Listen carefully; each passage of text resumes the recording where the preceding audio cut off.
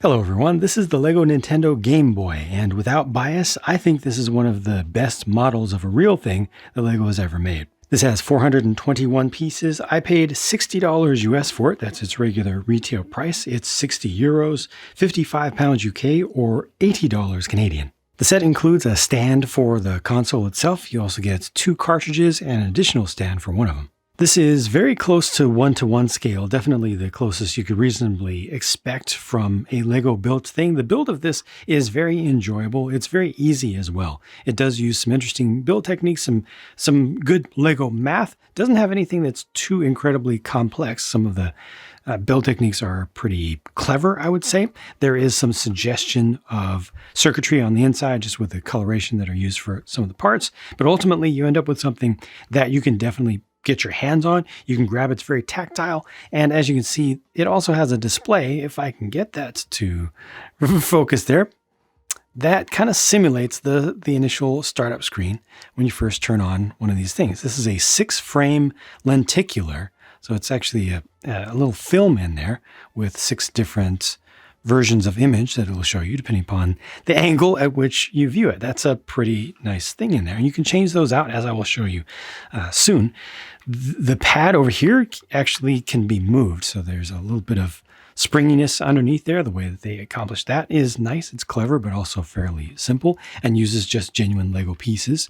Nothing new was created for that. These buttons can be pushed. Those are little minifig hats. And you have just a little bit of springiness behind those as well. They might be a little bit loose. I personally did not play Game Boy. I was never a Nintendo guy. I was, well, I'm too old for that, to be perfectly frank. I was a Commodore 64 guy, so I don't have the experience of, just knowing by heart what this thing feels like.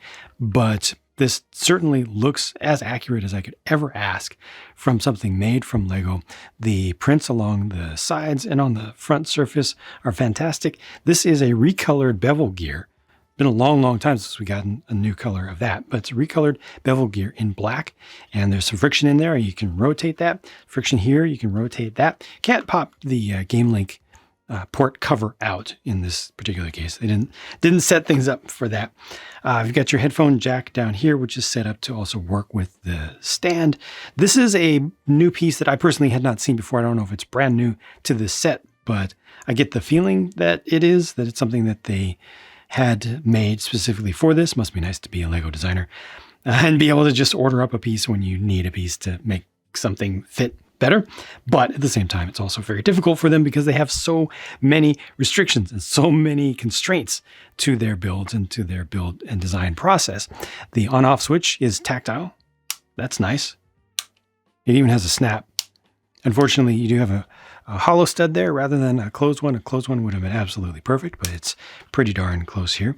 This is done pretty nicely. The color matching, I think, is just pretty generally good. I didn't see any major differences in the gray pieces throughout this, thank goodness. Some very minor variations, but nothing too bad. And then the prints themselves are pretty high quality, of course, Tampo style. And then they've got the slot on the back for a game. So here's one of the game cartridges. Like I said, it does have a sticker, which is for accuracy's sake. It should have a sticker on it, so you actually feel that lip around the edge. And it's done with a slightly different backing than normal. It's a little bit thicker than usual, and you can see that this one all has silver behind it, and then you get the gold effect here with the additional, I believe it's just a yellow over the top. So the whole thing is metallic. The whole sticker here is metallic, and then this up at the top is done with a print. When you look inside of there, you can see little suggestions of connectors. There's actually green circuit boards suggested behind there as well, which you don't really see once this is built. But like I said, while you're building the thing, you do get some additional little suggestions of how these things are built in real life. And then here's the other cartridge. No Tetris is included here. They did not get the license to get a Tetris cartridge in this. I don't know if they tried. I would assume that they did, but I don't know. It might have been just something purely done with Nintendo. So they just wanted to do fully Nintendo brand products there without any additional complications. But both of these are pretty nice. And like I said, you can put them in here. I'll go ahead and start with the Mario one. Now, this will fit in and, sorry, As you can see, I have not played Game Boy before. Obviously, it goes this way and it clicks into place. That's nice. But there is something that I missed here. There's something that I didn't do that I'm going to have to do to show you properly the full features of the build. So this is the lenticular plate, a little bit of film. You might have seen a vertical line going through that, and that's just the holder. This bar back here holds it in place. And because this is hollow on the back and I didn't have a cart in place, you were able to see some of that light. Let me actually just quickly do that again and let you see what it looks like with no light from behind. So you don't get that bar as visible. A much better look, and as soon as there's light coming through it, you do see it. So just leave a cartridge in there and then you don't have to worry about that. So to go with this cartridge, what I didn't show you is that hidden behind this stand, this cartridge stand, are two more lenticulars. So here's the Super Mario Land one, and I'll just go ahead and drop that in so we can see its animations as well. Put that up like so. And I could just put this back at this point. Doesn't matter the order there. You can't open the battery box in this case, unfortunately. It's too bad that that wasn't able to be a little bit more 3D. It's just a print on there. Would have been nice to be able to open this up more, but already it was very tricky getting this to work, to be built and to be durable enough to be built simply. Actually, hello? Oh, gosh, see?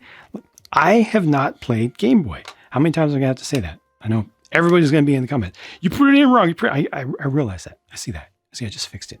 Again, C64 guy here.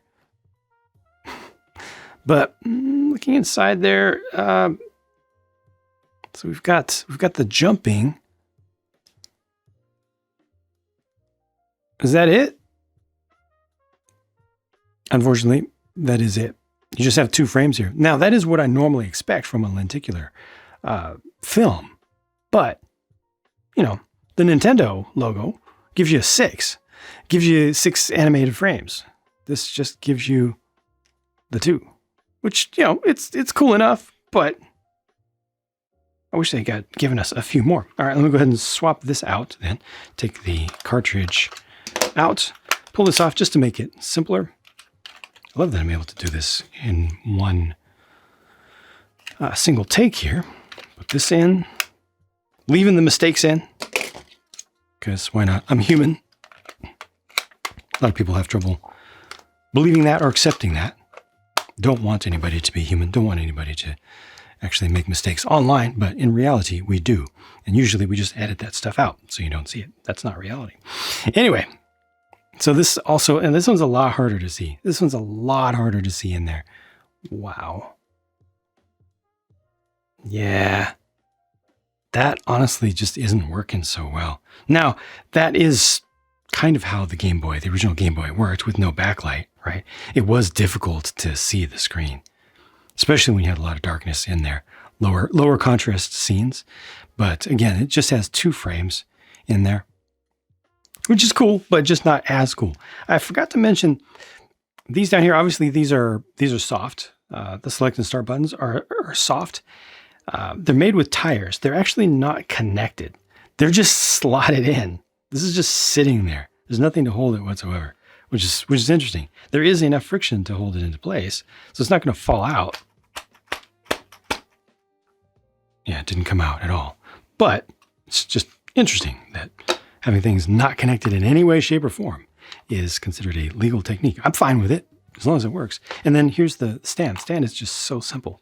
It just has the Technic pin modified tile there.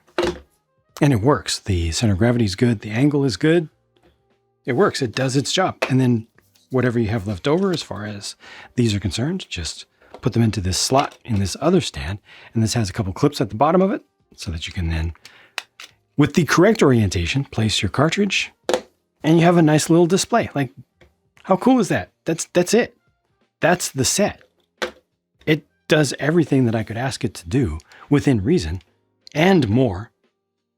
And I'm not even a Nintendo guy. I'm not even like, this is Nintendo, therefore it's amazing. I'm just looking at this. This is amazing because it's amazing. The designers did fantastic jobs. Graphic design, physical design, all the people working to help the team out, because a lot of these things are team efforts.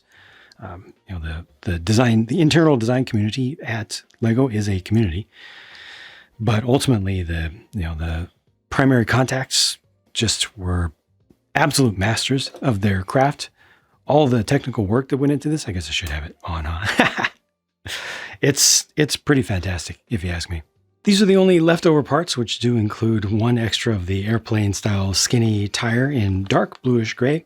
And this is the sticker sheet. Again, like I said, this is a little bit thicker than the stuff that they usually do. Has a slightly different feel to it, but the quality was good. Now, what about price, value, and the whole question of why not just get a real Game Boy? Well, first of all, again, it was $60 US, 60. It's 60 euros, 55 pounds UK, or $80 Canadian. 421 pieces. If you look at only price to part ratio, well, rip to you. You shouldn't. You really shouldn't. There's a lot more here than just 421 one-by-one studs. You know, a lot of prints, some new part designs and or colors, the lenticulars, which make this an absolute steal. It takes so much additional effort and time and cost to develop those and then to get them produced specifically for this one kit. This is definitely going above and beyond when it comes to both design and production for Lego. Lego is always expensive. It has always been expensive. It got a little bit cheaper for a time in the early 2000s and early 2020s rather. And then since then, more recently in the past year or two, prices have felt like they're skyrocketing again, really, really going up. Part of that is Lego's own fault and, greed. Well, wanting to be successful and be able to pay their employees and continue to grow as a company because, that's what companies do. But also some of those factors are not the fault of the company. Everything has gone up in price significantly, but ultimately, this is just a small handful of plastic for $60, and it's not a real Game Boy. Now, you can easily get a broken Game Boy, one that doesn't actually power up for this kind of price, probably less. You can get a poor condition one that does power up and actually does work for not too much more than this. Or, if you look around enough, you can probably find something like that. In this general range, to get something in good shape, you're probably going to be paying some more than this. But still, it's kind of in the range. So why not just get the real thing? Hey, if you want the real thing, just get it. As a matter of fact, if you really want the real thing, if you're really a big Nintendo nut, you already have the real thing, don't you? You probably have some modded versions, plural, and you probably have other consoles as well, and you're probably playing Switch on a regular basis, including a whole bunch of retro titles and stuff. This isn't for folks who want a real Game Boy.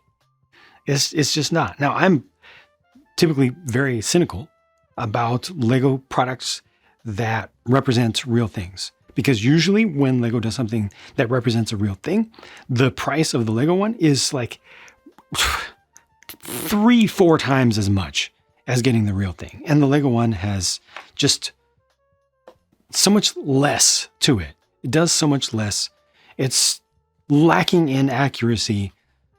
The overwhelming majority of the time, it's not a good deal. Honestly, if you just want something cool to look at on your shelf, even with the nostalgia factor and the novelty factor of, hey, that's Lego. You bring a friend over, you bring a family member over, hey, that's Lego. Look at that. And they can be like, wow, how much is that worth to you?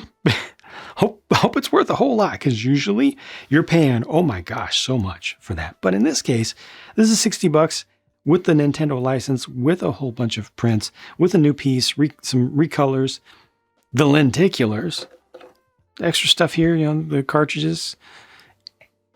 And it is very accurate. More accurate to the design of the real thing than probably any other thing that they've done in the past that is a model of a real thing. And so this just does everything really, really well. And it doesn't cost too much. By Lego standards, especially for something licensed. I don't know. I can't be mad at this, even as someone who is not, a worshiper of the god of Nintendo.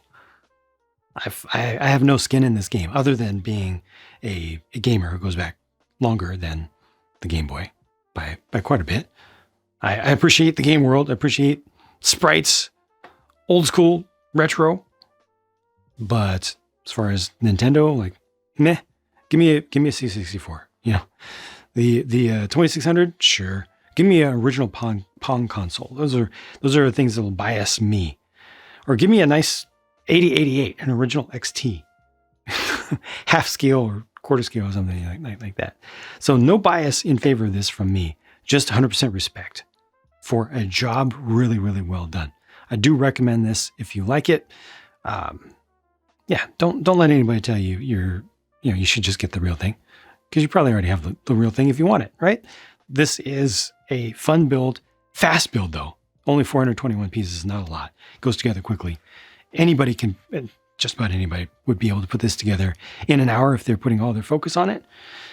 Even if you're really, really taking your time, there's no way it's going to take more than 2 hours unless you're drawing it out intentionally, like a lot. So it's not a whole lot of build experience, but what build experience is there is cool. This is something that you're going to want to pick up and hold, just like I'm doing right now. It's very touchable. It's very grabbable.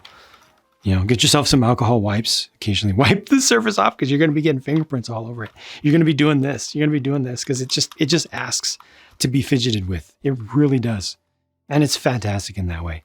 One of the best things that Lego has ever done as a replica of a real model of that. I am very, very confident. So thank you for watching. I hope that this video was of some value to you, even though the sponsored reviews have been out probably for a month or more now, because that's how the world works these days. But thank you for taking the time to come over here and check out a rare independent voice about a Lego set.